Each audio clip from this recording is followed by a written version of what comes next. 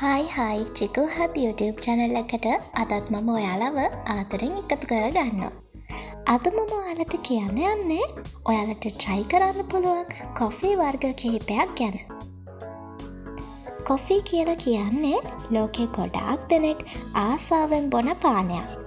හරියටම කිව්වොත් අවුරුද්දකට කෝපි කෝප්ප බිලියන 400ක් විතර පරිභෝජනය වෙනවලු. ලෝකේ වැඩියෙන්ම භාවිතා වන කෝපි වර්ග දෙක තමයි ඇරෝබිකා සහ රොබුස්ටා. ඇරෝබිකා කොෆී වර්ගය ක්වොලිටි එකෙන් සහ රසයෙන් ඉහළයි. රොබුස්ටා කොෆී තරමක තිත්ත රසයෙන් යුතු වන අතර වැඩි කැෆේන් ප්‍රතිශතයක් අඩංගුයි. කොෆී කියලා කියන්නේ වෙහෙසකර දවසකට නම් හොඳ උත්තේජනයක්. ඔයාට පුළුවන් කොෆී ෂොප් එකකට ගිහාම මේ එක රස කොෆී try කරලා බලන්න.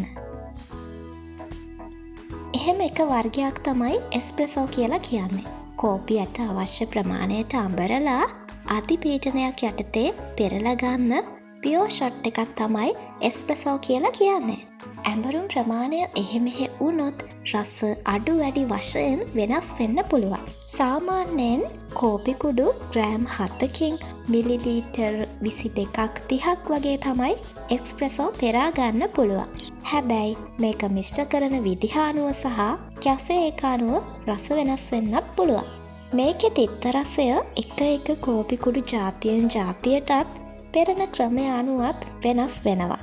බබල්ස් තියෙන එස්ප්‍රෙසෝ එකක් කියලා කියන්නේ ඕනිම කම්මැලි දවසක් ප්‍රබෝධමත් කරන්න නියමයි. තිත්ත ටිකක් වැඩි නිසා ගොඩක් අය බොන්න චුට්ටක් අදිමදි කරාට මේකේ රසය දන්න අය නම් දන්නවා මේකෙන් ලැබෙන උත්තේජනය කොහොමද කියලා.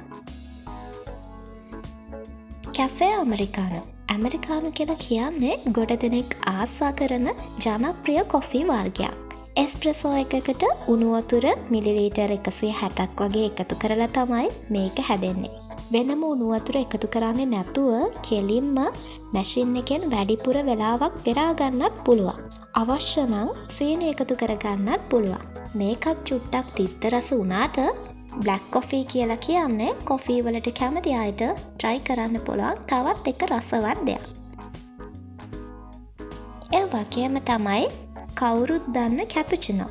කැපුචිනෝ කියලා කියන්නේ කවුරුත් දන්න කෝපි පානයක්. එස්ප්‍රෙසෝ සහ කිරි විතරයි මේ සඳහා භාවිතා කරන්නේ.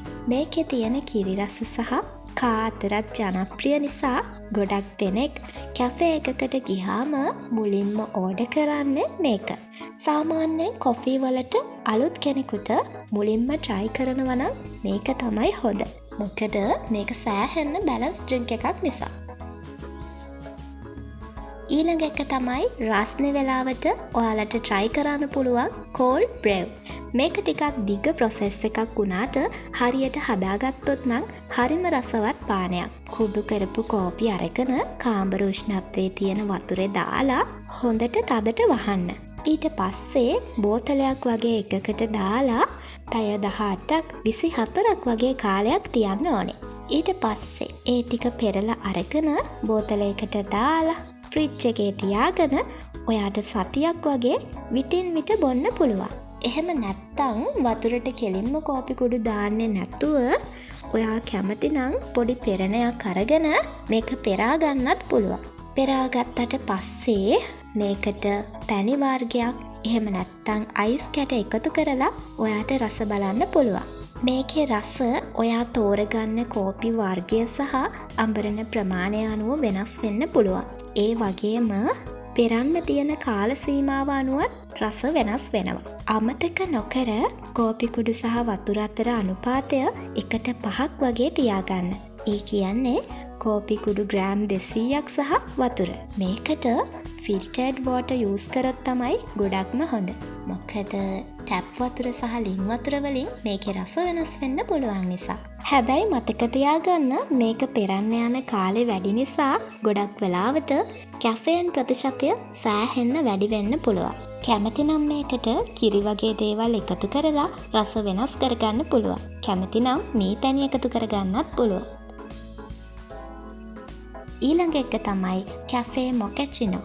මේක චොක්ලට් වලින් රස වෙච්ච කෝපි එකක්. මේක සීතල කාලෙට ගොඩක් දෙනෙක් try කරනවා. කෝපි ආශ්‍රිත පාන වර්ග අතරින් ඉහළින්ම තියෙන එකක් තමයි මේක.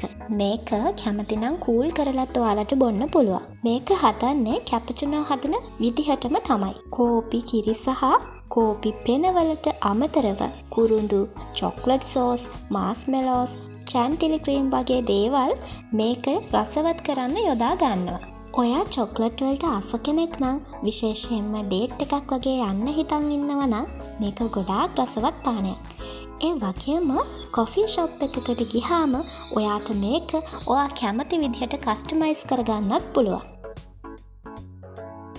දැන් කියන්න බලන්න මේ අතරින් ඔයා කැමතිම කොෆි වර්ගය මොකක්ද කියලා. ඉතින් අද වීඩියෝ එක ඔයාට වැදගත් වුණා නම් අනිවාර්යෙන්ම මාව ලයික් කරලා ඔයාලගේ යාළුවෝ අතර ෂෙයා කරන්නත් අමතක කරන්න එපා. ඊළඟ දවසේ මේ වගේ ලස්සන වීඩියෝ එකකින් මම එනකන් හැමෝම පරිස්සමින් ඉන්න. මම චිකු.